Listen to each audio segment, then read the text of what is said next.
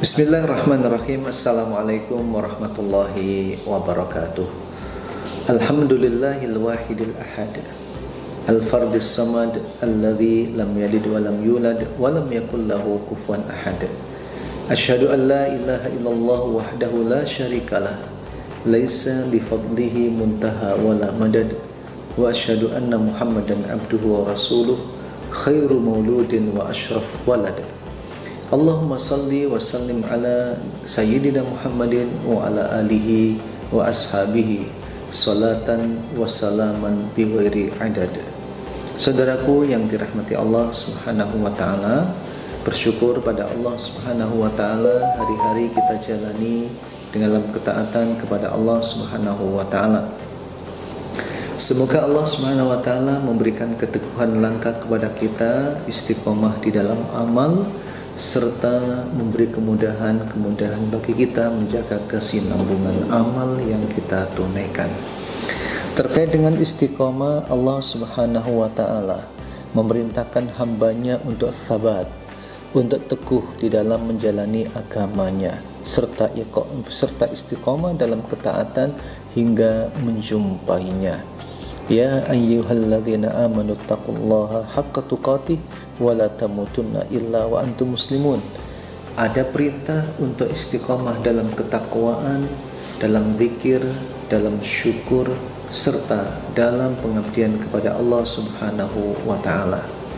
Istiqomah merupakan kewajiban dan tanggung jawab setiap hamba, di mana Allah Subhanahu wa taala mengingatkan kita semua melalui lisan Rasulnya sallallahu alaihi wasallam. Qul, katakanlah wahai Muhammad, innama ana basyarum mithlukum yuha ilayya annama ilahukum ilahu wahid fastaqimu ilaihi wastaghfiruh.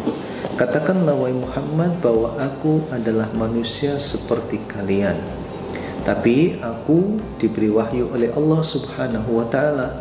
Dan katakanlah wahai Muhammad bahwa Tuhan kalian adalah Allah yang esa, maka istiqomahlah kalian dan mohonlah ampun kepada Allah Subhanahu wa taala. Istiqomah sungguh sangat berat. Istiqomah itu karunia Allah dan terjadi atas taufik Allah Subhanahu wa taala. Beberapa ungkapan para sahabat dan orang-orang soleh menjelaskan tentang inti dan hakikat istiqomah itu. Semoga kita tercerahkan dan mampu untuk menggapainya setelah memahami maknanya. Abu Bakar As-Siddiq radhiyallahu anhu mengatakan, al-istiqamatu alla tusyrika billahi syai'a. Ketika engkau tak menyekutukan Allah, ketika engkau komitmen pada tauhid, maka sesungguhnya itu adalah istiqomah. Abu Bakar mengistilahkan istiqomah itu dengan amal, yaitu ada musyirki billah, tidak menyekutukan Allah Subhanahu wa taala.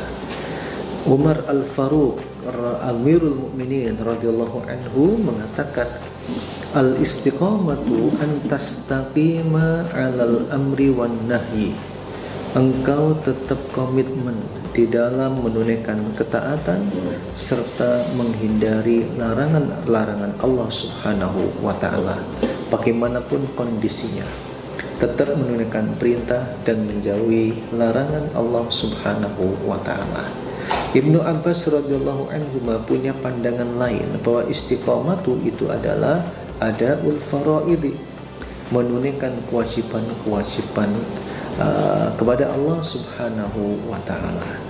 Saudaraku yang dirahmati Allah Subhanahu wa taala, istiqomah sangat istimewa hingga ada di kalangan ulama mengatakan a'dhamul karamati luzumul istiqomati.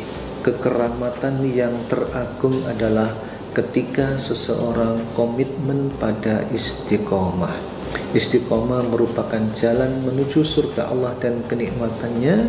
Istiqomah merupakan jalan menuju mahabbatullah, cinta kepada Allah Subhanahu wa taala, dan istiqomah merupakan alat untuk mencapai ampunan dari Allah Subhanahu wa taala.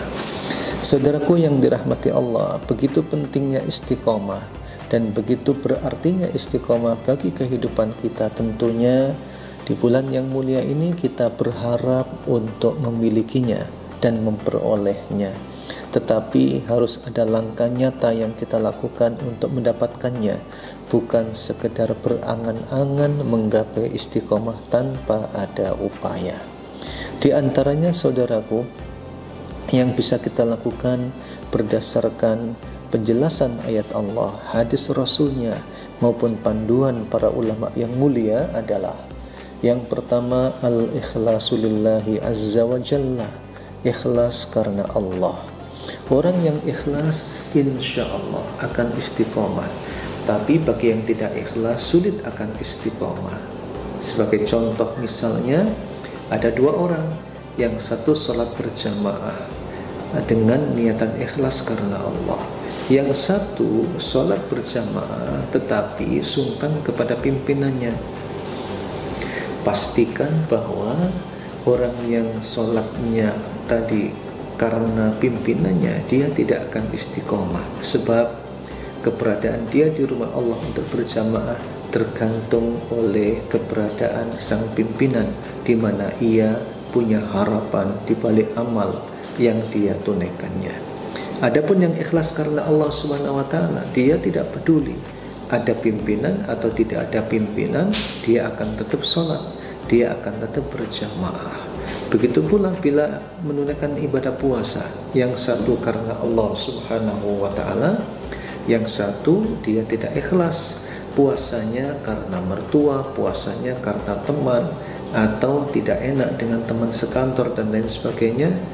Buktikan dan saksikan orang seperti ini dalam kesendiriannya kemungkinan besar tidak akan berpuasa. Jadi ikhlas merupakan cara yang tepat untuk membangun istiqomah di dalam diri. Sejak awal ketika para sahabat hijrah ke Madinah meninggalkan kota Mekah, Nabi mendorong mereka untuk meluruskan niat dan ikhlas, hingga kemudian saat menjumpai seorang pemuda yang dalam hijrahnya karena wanita atau harta dan kekayaan yang ingin diraihnya, Nabi pun mengingatkannya, innamal a'malu binniyat wa innama likulli imri'in ma nawa. Segala sesuatu tergantung pada niatnya dan orang akan mendapatkan sesuai dengan yang dia niatkan. Bagi yang ikhlas, dia bisa menjaga karena dia akan tetap melakukan kebaikan meskipun ada yang melihatnya atau tidak ada yang melihatnya. Selanjutnya, saudaraku yang dirahmati Allah Subhanahu wa taala, untuk membangun istiqomah di dalam diri, kita patut meneladani dan mencontoh Nabi Muhammad sallallahu alaihi wasallam, atau mutaba'atu al-ma'sumi sallallahu alaihi wasallam. Allah mengingatkan dalam Ali Imran ayat 31, qul in kuntum tuhibbunallaha fattabi'uni yuhibbukumullah wa yaghfir lakum. Katakanlah wahai Muhammad, jika kalian cinta kepada Allah, maka ikutilah aku, kata Allah Subhanahu wa taala. Ikutilah aku, katakan Muhammad kepada mereka agar mengikuti dan meneladanimu. Mengikuti Nabi insya Allah akan mendatangkan istiqomah, sebab ia tahu bagaimana perjalanan dakwah Nabi Sallallahu Alaihi Wasallam, bagaimana menghadapi tantangan-tantangan yang ada. Demikian pula di dalam dakwahnya, di dalam amal-amalnya, Nabi istiqomah dalam kondisi apapun, bahkan di tengah sakitnya pun Nabi istiqomah dalam ibadah, istiqomah dalam dakwah. Tetap beliau mengkhawatirkan umatnya, meskipun sudah di penghujung ajalnya, beliau tetap mengatakan ummati, ummati, tetanggaku, tetanggaku. Itu yang dilakukan oleh Rasulullah. Ketika kita mengikuti Nabi Sallallahu Alaihi Wasallam, kita melakukan mutaba'ah, maka insya Allah istiqomah akan terjaga dalam kehidupan kita. Ma'asyiral muslimin, saudaraku yang dirahmati Allah Subhanahu wa taala, istiqomah bisa diraih juga dengan fi'lut ta'ati wajtinabul muharramat, menunaikan ketaatan serta menjauhi segala yang diharamkan oleh Allah Subhanahu wa taala. Saya kira ini ada hadis yang dihafal oleh saudaraku semuanya, karena hadisnya ini sangat terkenal. Di dalam kitab Al-Arba'in Nawawiyah juga disebutkan, di mana Allah Subhanahu wa taala berfirman dalam hadis qudsi, wala yazalu 'abdi yataqarrabu ilayya bin nawafili kun hatta uhibbahu. Bila hambaku senantiasa menunaikan yang nawafil, menunaikan yang sunnah, hingga kemudian meraih cinta Allah Subhanahu wa taala. Bagi yang mendekatkan diri dengan yang wajib, mendekatkan diri yang sunnah, maka akan dijaga oleh Allah, sebab Allah menjaga pendengarannya, Allah menjaga penglihatannya, dan Allah menjaga pula langkah-langkah kakinya, sehingga hidupnya menjadi terarah tetap dalam ketaatan kepada Allah Subhanahu wa taala. Fi'lut ta'at ini cukup luas yang bisa menjadi sebab untuk meraih istiqomah itu. Nabi menyebutkan, la yastaqimu imanu 'abdin hatta yastaqima qalbuhu wa la yastaqima qalbuhu hatta yastaqima lisanuh. Iman seorang hamba tidak akan istiqomah hingga hamba tersebut memastikan keistiqomahan hatinya, dan hati seorang manusia tidak akan istiqomah hingga kemudian ia memastikan istiqomah lisannya. Bila lisannya lurus, lisannya tegak dan istiqomah, maka luruslah dan tegaklah hatinya. Ketika hati itu tegak lurus, hati itu istiqomah, maka iman seorang hamba juga istiqomah di jalan Allah Subhanahu wa taala. Saudaraku yang dirahmati Allah Subhanahu wa taala, untuk meraih istiqomah yang pertama adalah ikhlas, yang kedua meneladani Nabi sallallahu alaihi wasallam, yang ketiga menunaikan ketaatan dan menjauhi yang diharamkan oleh Allah. Pastikan bahwa hidup kita terhindar dari hal-hal yang diharamkan oleh Allah.